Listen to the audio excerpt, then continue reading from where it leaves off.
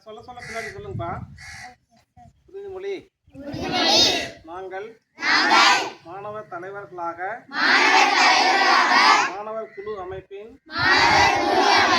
மதிப்புகளை உணர்ந்து செயல்படுவோம். கற்றலிலும் வாழ்க்கை திறன்களிலும் சிறந்து விளங்குவோம். எங்கள் சக மாணவர்களுக்கு வழிகாட்டியாகவும் முன்மாதிரியாகவும் திகழ்வோம். ஒற்றுமையுடன் செயல்பட்டு